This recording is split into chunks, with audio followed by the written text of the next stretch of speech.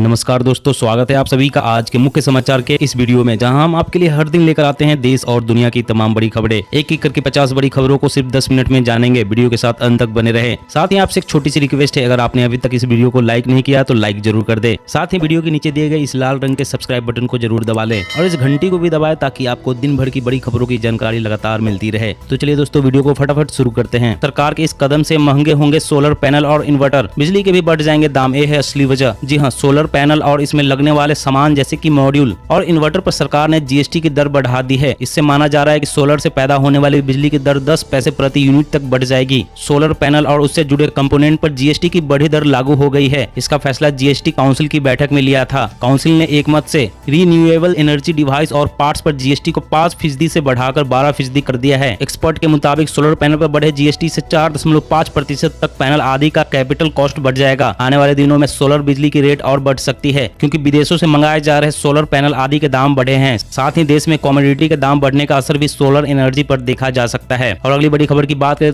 मूल कोरोना से बनी एंटीबॉडी नए वेरिएंट से लड़ाई में मददगार नहीं, शोध में आया सामने। जी हाँ, कोरोना वायरस का कहर जारी है। इस खतरनाक वायरस के नए वेरिएंट चुनौतियां बढ़ा रहे हैं। महामारी के शुरुआती दौर में कोरोना की चपेट में आने वाले पीड़ितों के शरीर में बनी एंटीबॉडी को लेकर एक नया अध्ययन किया गया है। इसका दावा है कि मूल प्रकार के कोरोना से संक्रमित होने वाले लोगों में बनी एंटीबॉडी नए वेरिएंट से मुकाबले में मददगार नहीं हो सकती, क्योंकि यह एंटीबॉडी नए वेरिएंट से अच्छी तरह जुड़ नहीं पाती है। महामारी के प्रारंभिक दौर में कोरोना के मूल प्रकार ने दुनिया भर में कहर बरपाया था। इसके बाद कोरोना के कई नए वेरिएंट सामने आए, जिनमें से कुछ मूल स्वरूप से ज्यादा संक्रामक पाए गए हैं। शोधकर्ताओं ने अध्ययन में कोरोना के स्पाइक प्रोटीन के खिलाफ एंटीबॉडी पर गौर किया। शोधकर्ताओं का कहना है कि शरीर के मुख्य एंटीबॉडी रिस्पॉन्स से वायरस का बचकर निकलना चिंता बढ़ाने वाली बात है। और अगली बड़ी खबर की बात करें तो बाइक पर बच्चे को बैठाने के दौरान भूल कर भी न करे गलती, लग सकता है तगड़ा जुर्माना, जाने नियम। जी हाँ, अगर आप भी उन लोगों में से हैं जो अपने स्कूटर या बाइक पर पूरे परिवार को बैठाकर घूमते हैं तो आपको सावधान होने की जरूरत है, नहीं तो आपका बड़ा चालान कट सकता है। हम ऐसा इसलिए कह रहे हैं क्योंकि अगर आप 2 लोगों के अलावा अपने बाइक या स्कूटर पर 4 साल से ज्यादा उम्र के बच्चे को बैठाते हैं तो उस पर फाइन लगाया जा सकता है। दरअसल नए मोटर व्हीकल एक्ट के तहत 4 साल से ज्यादा उम्र के बच्चे को तीसरी सवारी में गिनाया जाता है। ऐसे में यदि आप 2 लोग बाइक पर जा रहे हैं और साथ में कोई बच्चा भी है जिसकी उम्र 4 साल से ज्यादा है तो आपका चालान कट सकता है। इसके साथ ही यदि सिंगल व्यक्ति 4 साल से ज्यादा उम्र के बच्चों को बाइक या स्कूटर पर बैठाकर ले जा रहा है तो उसे हेलमेट पहनना जरूरी है। अगर कोई व्यक्ति ऐसा नहीं करता तो उस पर 1000 रुपए तक का जुर्माना लगाया जा सकता है। और अगली बड़ी खबर की बात करें तो डीआरडीओ ने जवानों के बनाए हल्के बुलेट प्रूफ जैकेट, सिर्फ 9 किलोग्राम है वजन, बाल भी बाका नहीं कर पाएगी दुश्मन की गोलियां। जी हाँ, defence research and development organisation यानी डरडो ने आत्मनिर्भर भारत अभियान के तहत महज 3 किलोग्राम वजन के बुलेट प्रूफ जैकेट तैयार कर दिए हैं। यह मीडियम साइज के बुलेट प्रूफ जैकेटों के मुकाबले करीब 1.4 किलोग्राम हल्के हैं।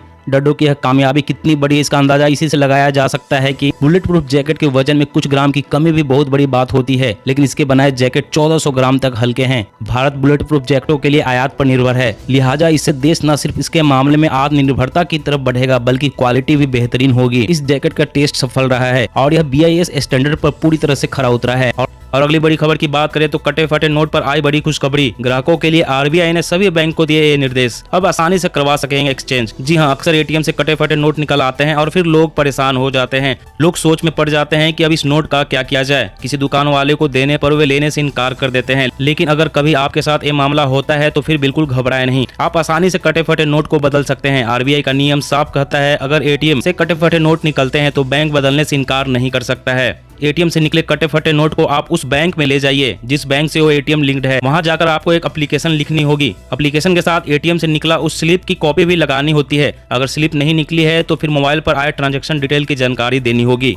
आप जैसे ही बैंक को सारा ब्यौरा देंगे आपको हाथों हाथ दूसरे नोट बदल कर दे दिया जाएगा। और अगली बड़ी खबर की बात करें तो लड़कियों के लिए अलग टॉयलेट और सैनिटरी नैपकिन भी शिक्षा के अधिकार के दायरे में, कर्नाटक हाईकोर्ट। लड़कियों के लिए अलग टॉयलेट और सैनिटरी नैपकिन भी शिक्षा के अधिकार के दायरे में, कर्नाटक हाईकोर्ट। जी हाँ, 6 से 14 वर्ष के बच्चों को मुफ्त और अनिवार्य शिक्षा का मौलिक अधिकार प्राप्त है। यह अधिकार लड़कों और लड़कियों को समान रूप से मिला हुआ है, लेकिन कई बार स्कूलों में लड़कियों के लिए अलग से टॉयलेट और सैनिटरी नैपकिन आदि न होने से उनके लिए इस अधिकार को सही मायने में प्राप्त कर पाना मुश्किल होता है। इस बात को कर्नाटक हाईकोर्ट ने समझा है और इन मूलभूत सुविधाओं को शिक्षा के अधिकार के दायरे में लाने की बात कही है। अगर देश में लड़कियों का स्कूल ड्रॉप आउट रेट देखा जाए तो आंकड़ों के मुताबिक माध्यमिक स्तर पर लड़कियों के स्कूल छोड़ने की दर 17.3% है, जबकि प्राथमिक स्तर पर 4.74% है। वैसे दोस्तों, आपकी क्या राय है? लड़कियों के लिए अलग टॉयलेट और सैनिटरी नैपकिन भी शिक्षा के अधिकार के दायरे में शामिल होना चाहिए या नहीं? नीचे कमेंट में बताएं।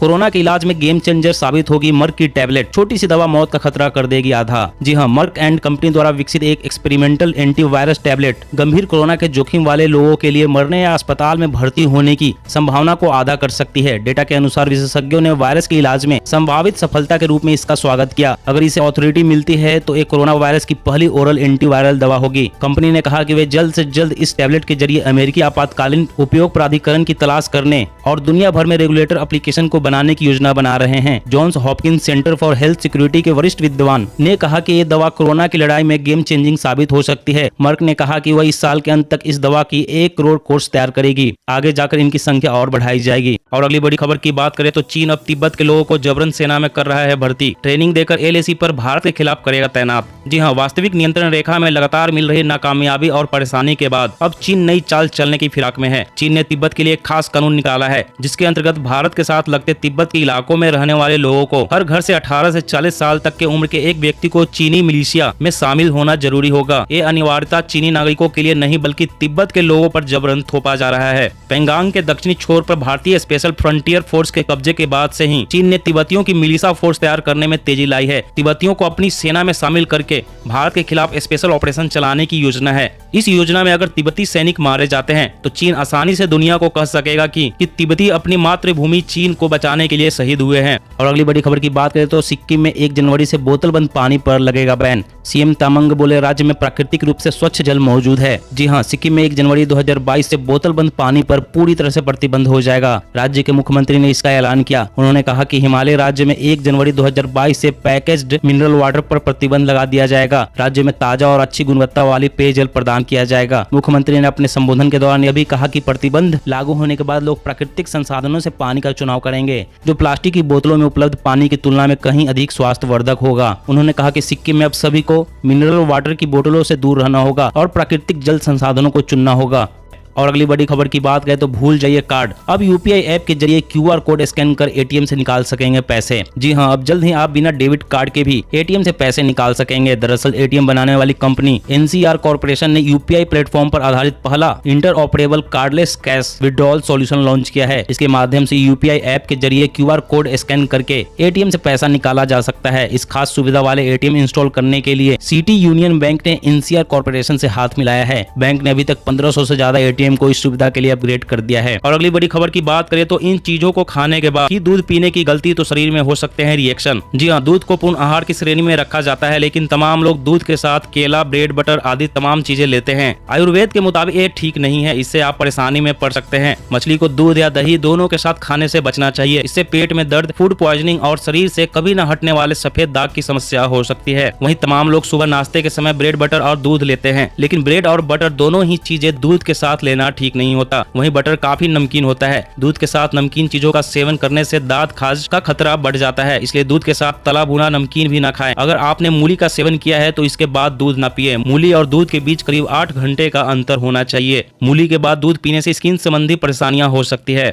और अगली बड़ी खबर की बात करें तो लागू हो चुके हैं ड्राइविंग लाइसेंस से जुड़े नए नियम। मिसयूज रोकने के लिए बन रहा है नेशनल रजिस्टर। जी हां, डुप्लीकेट ड्राइविंग लाइसेंस को सिस्टम से खत्म करने के लिए सड़क यातायात मंत्रालय ने ड्राइविंग लाइसेंस यानी DL के लिए नेशनल रजिस्टर बनाने की घोषणा की है। इसके तहत मंत्रालय चाहता है कि ड्राइविंग लाइसेंस में वो सारे बदलाव किए जाएं जिससे उनकी डुप्लीकेसी और दुरुपयोग को रोका जा सके। भारत में हर साल सड़क दुर्घटनाओं में करीब 1.5 लाख लोगों की मौत होती है, जिनमें से अधिकतर घटनाएं ड्राइवर की गलती से होती है। नेशनल रजिस्टर आने के बाद सभी राज्यों से कहा जा रहा है कि वो अगले कुछ महीनों में सभी पुराने ड्राइविंग लाइसेंस को ऑनलाइन करे। लापरवाह ड्राइवर्स को सबक सिखाने के लिए सरकार अब उन लोगों के नाम पब्लिक करने की सोच रही है जिनके लाइसेंस जब्त किए हैं। ऐसे लोगों को खतरनाक ड्राइवर कहकर नाम पब्लिक किए जाने की योजना है। और अगली बड़ी खबर की बात करें तो भिखारियों के कल्याण पर 200 करोड़ खर्च करेगी केंद्र की मोदी सरकार। रहने खाने से लेकर पढ़ाई लिखाई और ट्रेनिंग तक सब कुछ फ्री। जी हां, अक्सर सड़क पर गुजरते हुए किसी सफर में मंदिरों के आसपास और अन्य जगहों पर आपको बड़ी संख्या में भिखारी दिख जाते होंगे। 2, 5 या 10 रुपए से आप उन निसहाय गरीब लाचारों की मदद भी कर देते होंगे, लेकिन भिक्षाटन से उनकी जिंदगी तो नहीं बदलने वाली। लेकिन अब केंद्र सरकार भिखारियों के लिए नई योजना लेकर आ रही है। सामाजिक न्याय एवं अधिकारिता मंत्रालय की ओर से भिक्षावृत्ति में लगे लोगों का पूरी तरह से पुनर्वास किया जाएगा। अगले 10 साल तक उनके रहने खाने से लेकर पढ़ाई लिखाई, स्वास्थ्य और स्किल ट्रेनिंग का पूरा खर्चा मंत्रालय उठाएगा। फिलहाल पायलट प्रोजेक्ट के तौर पर इस योजना के तहत दिल्ली समेत देश के 10 बड़े शहरों को भिखारियों से मुक्त बनाने की तैयारी है। और अगली बड़ी खबर की बात करें तो वाहनों की आरसी से लोन हटवाने के लिए नहीं लगाने होंगे बैंकों का चक्कर। जाने क्या है मंत्रालय की योजना। जी हाँ, बैंकों से लोन लेकर वाहन खरीदने वाले लोगों के लिए अच्छी खबर है। लोन चुकाने के बाद वाहनों के रजिस्ट्रेशन सर्टिफिकेट यानी आरसी से हायर परचेज यानी एचपी हटवाने के लिए वाहन स्वामियों को बैंकों के चक्कर नहीं लगाने पड़ेंगे। आरसी से एचपी हटाना बैंकों की जिम्मेदारी होगी। सड़क परिवहन मंत्रालय इस तरह की योजना बना रही है जिससे लोन चुकाने के बाद आरसी से स्वतः एचपी हट जाएगा। देश भर में खरीदे जाने वाले वाहनों में ज्यादातर लोन होता है। इस तरह के वाहनों की आरसी में एचपी लिखा होता है जिससे पता चलता है कि वाहन लोन से लिया गया है। आरसी से बगैर एचपी हटवाए वाहन बिक नहीं सकता। लेकिन अब मंत्रालय के अधिकारियों के अनुसार वाहनों की आरसी से एचपी हटवाने के लिए बैंकों की जिम्मेदारी तय करने की तैयारी है। लोन देने वाली संस्था को 7 दिन के अंदर एनओसी देनी होगी। दोस्तों आज की खबरों में बस इतना ही। इसी तरह हर रोज काम की खबरें जानने के लिए आप हमेशा हमारे साथ जुड़े रहें। हमारे साथ जुड़ने के लिए वीडियो के नीचे दिए गए इस लाल रंग के सब्सक्राइब बटन को दबा लें और इस घंटी को भी दबाएं ताकि आपको दिन भर की खबरों की सटीक जानकारी मिल सके। जय हिंद, जय भारत।